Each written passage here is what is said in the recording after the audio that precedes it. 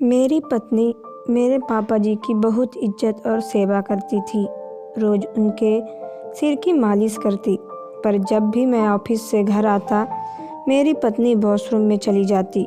मुझे उस पर शक सा होता। एक दिन मैं ऑफिस से घर जल्दी आ गया और जो मैंने देखा उसे देखकर मेरे पैरों तले ज़मीन खिसक गई। मैं अपनी पत्नी मंजू से बहुत प्यार करता था। मैं उसकी सारी नखरे उठाता था, उसकी हर ख्वाहिश को पूरा करता, लेकिन उस दिन उसको देखकर दंग रह गया। मुझे विश्वास नहीं हो रहा था कि मेरी पत्नी मंजू इतनी भी गलत हो सकती है। मंजू ने मेरी शादी की रात मुझसे वादा किया था कि वो मेरा और मेरा घर का हमेशा ख्याल रखेगी, मगर मुझे क्या पता था कि मंजू ऐसा कुछ करेगी। मुझे आज भी याद है मेरी शादी का वो दिन, जब मैं मंजू को लेकर अपने घर आ गया चुका था। वो मेरे कमरे में लाल शादी के जोड़े में बैठी थी। मंजू इस कदर हसीन लग रही थी कि मुझे तो यकीन ही नहीं हो रहा था कि सामने बैठी इतनी प्यारी। ये मेरी खुश किस्मती थी कि मंजू मेरी दुल्हन थी। मैं और मंजू अपनी शादी की रात अपने कमरे में बैठे थे। मैंने और मंजू ने हजारों वादे के साथ ज़िंदगी का शुरुआत किया। मैंने मंजू से वादा किया कि मैं उसे हमेशा खुश रखूँगा और मंजू से कहा कि वो भी मुझे शिकायत का मौका ना दे। मैंने अपनी पत्नी से अपनी ज़िंदगी की हर बात शेयर की। मैंने मंजू को बताया कि मेरी माँ का मेरे बचपन में ही स्वर्गवास हो गया। मेरे पापा ने इसलिए शादी नहीं की, सौतेली माँ के आने से कहीं मेरा और मेरी बहू की ज़िंदगी बर्बाद ना हो जाए। इसलिए मेरे पापा ने सारी उम्र अकेले गुजार दी। मैंने मंजू को समझा दिया कि अब मेरे पापा का और इस घर का ध्यान उसको ही रखना है, क्योंकि मेरी बहन की शादी भी मेरे साथ ही हो गई थी। मेरी शादी से पहले मेरे पापा का ध्यान मेरी बहन ही रखा करती थी। मंजू के हाथों की मेहंदी भी अभी उतरी नहीं थी कि फिर भी उसे घर के सभी काम देखने पड़े। वैसे तो घर में बहुत सारे नौकर थे, मगर किसी का नौकरों के सर पर भी कोई होना ज़रूरी होता है। मंजू ने तो शादी के कुछ दिन बाद ही हमारे घर की सारी जिम्मेदारियां संभाल ली।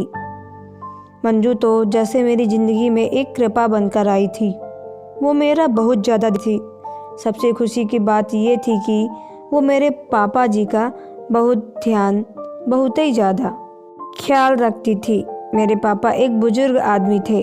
पापा ज़्यादातर वक्त चारपाई पर ही बिताते थे। मंजू ने मेरे घर को इतना अच्छे से संभाल लिया थे जैसे वो हमेशा से ही इस घर में रहती हो, जबकि हमारी शादी को 2 महीने ही हुए थे। इतने वक्त में मंजू ने हम सबको अपना बना लिया था। मैं अपने पापा का इकलौता बेटा था। उनका सारा बिजनेस मैं ही देखता था। शादी के बाद ज़्यादा देर घर पर नहीं रह पाया, क्योंकि सारा काम मेरे जिम्मे था। मेरे काम में मेरा साथ देने वाला कोई नहीं था। पापा भी बीमारी की वजह से काफ़ी पहले से कारोबार से छुट्टी ले बैठे थे, इसलिए मैं शादी के बाद ज़्यादा वक्त घर पर नहीं रह पाया। शादी के बाद सुबह ऑफिस जाता, शाम को घर आता। जब मैं ऑफिस से घर आता, मेरी पत्नी मंजू तब भी मेरे घर के कामों में और पापा जी की सेवा में लगी होती। मेरे घर में नौकरों की कमी नहीं थी, मगर वो हमेशा कहती थी कि वो पापा की किसी चीज़ पर समझौता नहीं कर सकती। मैं जब ये चीज़ देखता कि मंजू मेरे घर का इतना ध्यान रखती, तो मैं सोचता कि कितनी खुशनसीब इंसान हूँ कि मुझे इतनी खूबसूरत, समझदार और इतना ख्याल रखने वाली पत्नी मिली है। क्योंकि हमारे ख़ानदान में मेरे कज़न की पत्नियों में अपने पत्नी के साथ अलग घर में बसेरा कर लिया था और उनके पापा का अकेला छोड़ दिया था, मगर मंजू ने तो हमारे घर को जोड़ कर रखा था। मेरी बहन जब भी ससुराल से घर आती, मंजू मेरी बहन का उतना ही ख्याल करती जितना कि मेरा और मेरे पापा का करती थी। मेरी बहन ने जब मंजू को पापा का ख्याल करते हुए देखा, उसने मुझे कहा कि भाई, मुझे अक्सर ससुराल में पापा की टेंशन रहती है, मगर अब जब से भाभी को उनका का ख्याल रखते देखा है, मुझे कोई परेशानी नहीं। मैं तो खुद अपनी बहन से इस बात पर खुश हूँ और मैं अपनी बहन से कहा कि मंजू के होते हुए तुम्हें कोई टेंशन लेने की कोई ज़रूरत नहीं। ये पापा का बहुत अच्छे से ध्यान रखती है। मैं भी मंजू की हर चीज़ का ध्यान रखता था, उसे किसी चीज़ की कमी नहीं आने दी। मैं मंजू को बहुत प्यार करने लगा था, एक मिनट भी उससे दूर नहीं रह पाता था। जब ऑफिस होता तो बार बार उसको कॉल कर लेता। एक दिन पापा की तबीयत बहुत ज़्यादा ख़राब हो गई। पापा ने बताया कि उनकी टांगों में बहुत दर्द होने लगा है और क्योंकि अब वो ज़्यादातर वक्त बिस्तर पर गुजारते हैं तो इसकी वजह से उनके टांगों में दर्द रहता है। डॉक्टर ने कहा कि पापा की टांगों को मालिश की ज़रूरत है, उनकी ही टांगों में थोड़ा काम करने की ज़रूरत है ताकि उनकी टांगे में खून का बहाव लगातार हो सके। डॉक्टर ने मालिश के साथ साथ कुछ दवाइयाँ भी लिख कर दे दी। डॉक्टर ने कहा कि मालिश करने में कोई लापरवाही नहीं होनी चाहिए। मैंने पापा की दवाइयाँ मंजू को दिया। उसने कहा कि मैं तो ऑफिस होता हूँ, मैं तो अपने पापा का भरपूर ख्याल रखें और रोज़ किसी नौकर से कहकर अपनी निगरानी में उनके पैरों की मालिश करवाएं। इस बात पर मंजू ने जवाब दिया। उसके जवाब ने मुझे हैरान कर दिया। मंजू ने कहा, आपके पापा मेरे भी पापा हैं और मैं उनकी जिम्मेदारियां किसी नौकर पर नहीं छोड़ूंगी, बल्कि मैं खुद उनके। तो इस बात पर बहुत खुश हुआ कि मेरे मंजू के माथे चूम लिया और कहा, मंजू मेरा साथ कभी मत छोड़ना, मैं तुमसे बहुत प्यार करता हूँ। अब मंजू रोज़ सुबह मेरे साथ ही उठती, मेरे नाश्ते का इंतजामेंट करती और मेरे ऑफिस भेज देती। मुझे रोज़ पापा की टांगों पर बाजू की मालिश कर देती थी ताकि उनके पैरों में खून का प्रवाह अच्छे से रहे और उनकी टांगों में दर्द ना हो। मैं जब रोज़ ऑफिस से घर आता और पापा के कमरे में उनसे मिलने जाता तो मेरे पापा मुझे बहुत ज़्यादा खुशी से बताते कि मंजू उनकी सेवा बहुत कर रही है। उन्होंने मंजू की तारीफ़ों के पुल ही बांध लिए थे। मेरे पापा मंजू को बहुत आशीर्वाद दिए। मैं खुश नसीब था कि मंजू जैसी पत्नी मिली है। बस हमारी ज़िंदगी में एक ही कमी थी कि हमारी शादी को 1 साल होने वाला था और हमारा कोई बच्चा नहीं हो रहा था। जब हमने डॉक्टर को चेक करवाया तो डॉक्टर ने कहा कि मुझ में और मंजू में कोई कमी नहीं है। मैं परेशान हुआ कि अगर कोई दिक्कत नहीं है तो हमारे यहाँ बच्चा क्यों नहीं हो रहा। हर लड़की जब ये देखती है कि उसके माँ बनने में कोई देर लग रही है तो वो परेशान हो जाती है, मगर मुझे समझ नहीं आया कि मंजू इस बात से परेशान नहीं होती है। मुझे लगता है कि शायद मंजू ज़्यादा सब्र वाली लड़की ही है, इसलिए वो सब्र का दामन नहीं छोड़ती और मैं परेशान नहीं होती। बाकी सारी बातों की तरह मंजू की इस बात पे मुझे उसका और दीवाना बना दिया। मंजू खूबसूरत और अक्लमंद होने के साथ एक सब्र वाली लड़की भी थी। एक दिन मेरी तबीयत ठीक नहीं थी, मैंने उस दिन छुट्टी ले ली। मैंने सोचा ज़िंदगी में आराम भी होना चाहिए। उस दिन मैं घर में ही था। मंजू के घर के सारे काम खत्म कर दिए थे और मंजू पापा की मालिश उनके कमरे में कर दिया करती थी। मैं कमरे में चाय के साथ अखबार पढ़ रहा था कि मंजू ने मुझे कहा, पापा की मालिश का वक्त हो गया, मैं उनके पैरों में मालिश करने जा रही हूँ। मैंने मंजू से कहा, नहीं, आज का वक्त मेरे साथ गुजारो, किसी नौकर को कह दो कि पापा की मालिश कर दे। मंजू ने कहा कि वो खुद ही पापा की मालिश करेगी। मैंने कहा कि ठीक है, फिर तुम जल्दी आ जाना। मैंने मंजू को एक अजीब बात देखी कि वो पापा के कमरे में आने के बाद तुरंत वॉशरूम में चली जाती। पहले तो मुझे लगता था कि कभी कभी ही जाती है, मगर एक नहीं बहुत बार उसको नोटिस कर चुका था कि मंजू ऐसा ही करती थी और हर बार कमरे में आने के बाद वॉशरूम में चली जाती। मैं सोचता था ऐसा भी क्या है कि एक तेल लगाने से मंजू बार बार धोने के लिए वॉशरूम में जाती। ये एक दिन की बात ना थी कि बल्कि मंजू रोज़ ऐसा करती थी। मेरे दिल में एक अजीब सा ख्याल आने लगा।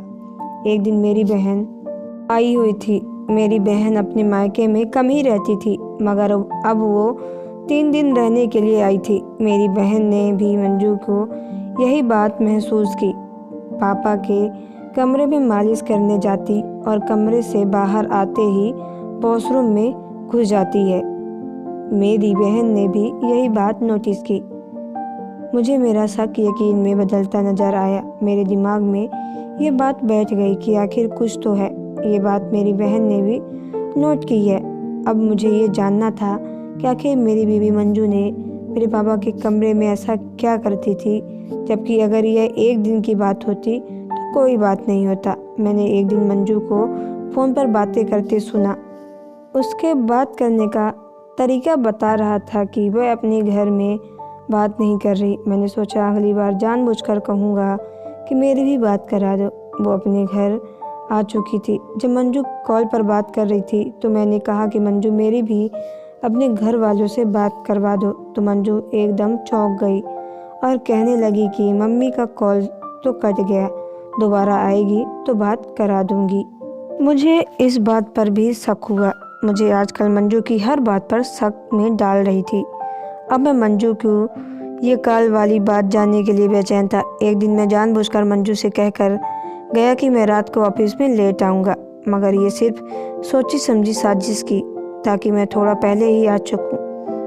अब मंजू को पता ना हो कि मैं घर में आ गया हूँ और मैं छिप कर देखूँगा कि मंजू मेरे पापा के कमरे में आखिर क्या करती है। मैंने मंजू को कहा मैं ऑफिस से देर से आऊँगा, मगर मैं वक्त से पहले ऑफिस से घर आ गया। मैं अपने बेडरूम में आ गया।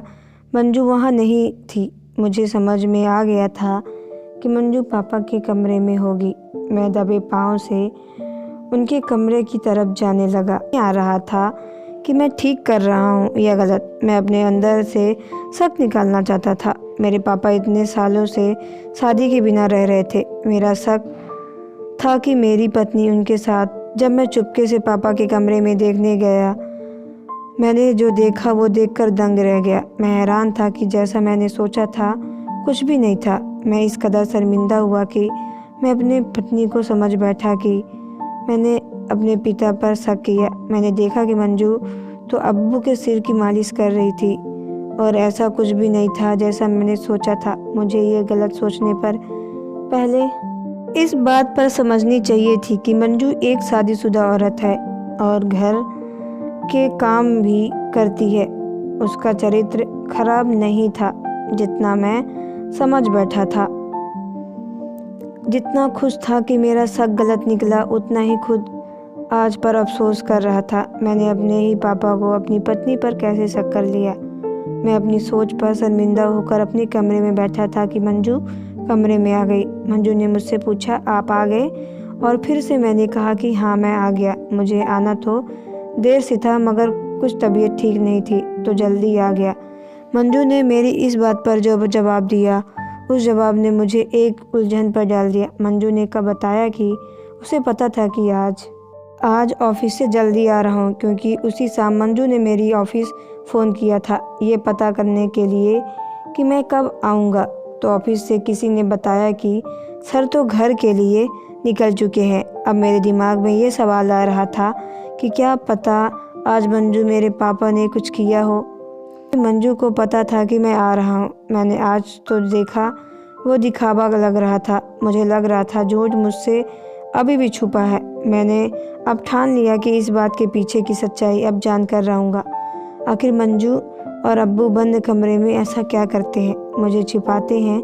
मेरा दिल और दिमाग तो जैसे परेशान ही हो गया था। अब तो मैं चाहता था किसी भी तरीके में सच्चाई जान पाऊँ। मैं सोच लिया कि मैं जल्द से जल्द इस बात से पर्दा उठा कर रहूँगा, ताकि कम से कम मेरे दिल सुकून हो सके। उस दिन के बाद मैंने मंजू को बताया कि मैं ऑफिस से बहुत जल्दी घर आ गया। जब मैं घर में आया तो मंजू कमरे में मौजूद नहीं थी। मैंने नौकरानी से पूछा तो नौकरानी ने बताया कि वो पापा के कमरे में है। मैं इसी मौके में था। जैसे ही मंजू पापा की मालिश के लिए जाएगी, मैं भी देखूंगा कि सच क्या है। मैंने अपने पापा के कमरे में कदम बढ़ाए। मैं पापा कमरे की तरफ जाता हुआ बस ये सोच ही रहा था कि जो दिमाग में मैं शक कहीं सच ना हो जाए। मैं जैसे ही पापा के कमरे में गया, मैंने जो देखा मेरे पाँव तले जमीन निकल गई। मैं सोच भी नहीं सकता था कि मंजू ऐसा भी कर सकती है। वो लड़की जिसको मैंने इतना प्यार दिया, अपने सर का ताज बनाकर रखा हुआ था, वो मुझे इस तरह धोखा देगी। मुझे ऐसा लगा जैसे मुझसे खड़ा रहने की ताकत नहीं। मैंने देखा पापा के कमरे में मंजू और एक लड़का मौजूद है और मंजू मेरे पापा से किसी कागजात पर दस्तखत करवा रही है। मैं तो यहाँ अपना एक शक दूर करने आया था, पर यहाँ आकर एक बड़ी परेशानी में फंस चुका था। मुझे समझ नहीं आ रहा था कि आखिर ये क्या हो रहा है। मंजू ये क्या कर रही है? इसके पास खड़ा वो लड़का कौन है? बस मुझे इतना दिख रहा था कि मेरे बाप बेहोशी की हालत में हर कागज़ पर दस्तखत किए जा रहा था। मुझे इस चीज़ की था कि मंजू कुछ ऐसा ना कर रही हो जिसकी वजह से मुझे उससे दूर जाना पड़े, क्योंकि मैं मंजू से बहुत प्यार करता था। मेरा उससे दूर जाना सही नहीं था। मैं नहीं चाहता था कि वो मुझसे दूर जाए। जिस बात का डर था वही हुआ। मैंने मंजू को कुछ कहते सुना, जो बात मुझे आधा मार दिया था। मंजू और वो लड़का इस बात पे अनजान थे कि वहाँ खड़ा है। मंजू ने इस बात उस लड़के से कहा, जल्दी जल्दी इस बुढ़े के दस्तखत लो, मैं अपना सामान बांध लिया है। मेरे पति के आने से पहले ही मुझे यहाँ से निकलना होगा। मुझे अभी भी समझ नहीं आ रहा था कि मेरे घर में क्या हो रहा है। इससे पहले मेरा दिमाग फट जाता, मैंने भागकर मंजू के कंधों को पकड़ा और मंजू को झकझोर कर पूछा कि मंजू आखिर तुम क्या कर रही हो? मैंने मंजू से पूछा, क्या तुम मुझे धोखा दे रही हो? मंजू हैरानी से पूछा, क्या आप ऑफिस से इतना जल्दी कैसे आ गए? मैंने मंजू से कहा कि मैंने कुछ पूछा, उसका जवाब दो। मंजू ने मेरे सवाल पर चुप थी। मैंने मंजू को छोड़कर उस लड़के का गिरेबान पकड़ लिया।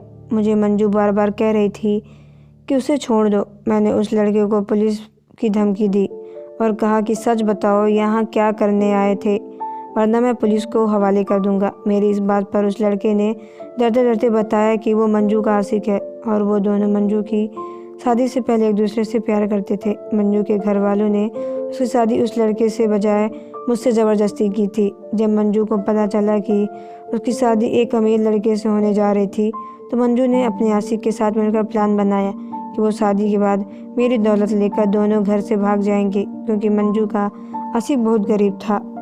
वो मुझसे शादी करना और मेरी दौलत को लूटना चाहती थी, और यही उसका प्लान था। जिस इंसान के लिए मंजू ने मुझे धोखा दिया, उसके पुलिस की धमकी पर मंजू का सारा प्लान पोल खोल दिया। मुझे अब समझ में आया कि मंजू मेरे पापा का इतने करीब क्यों जाना चाहती थी। मुझे पता था कि मेरी सारी दौलत मेरे पापा के नाम पर है। वो पापा के करीब इसलिए थी ताकि मौका पाकर उनको बेहोशी की दवा पे खिलाकर उसे जायदाद के कागजात पर दस्तखत करवा सके। मुझे अब समझ में आया था कि मंजू से कोई बच्चा क्यों नहीं हुआ, क्योंकि उसको इस बात का टेंशन भी नहीं था। मंजू चाहती थी कि अपने आशिक के साथ भागकर चली जाएगी और इसके साथ ज़िंदगी गुजारे। मंजू ने दौलत पर अपने आशिक के चक्कर में अपना बसा बसाया घर खराब कर लिया। मुझे अब समझ आया कि मंजू किससे फ़ोन पर बातें कर रही थी।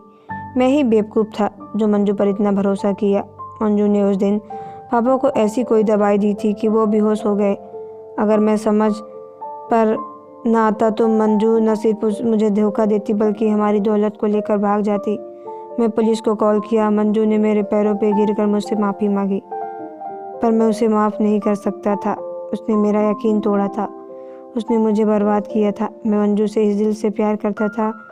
उसने 2 टके के लड़के के लिए मेरे साथ फरेब किया, उस लड़के के लिए जितनी जरा सी धमकी पर मंजू के राज का पर्दाफाश कर दिया। अब शायद मंजू को पता लग चुका था कि उसने गलत किया, मगर अब क्या फ़ायदा।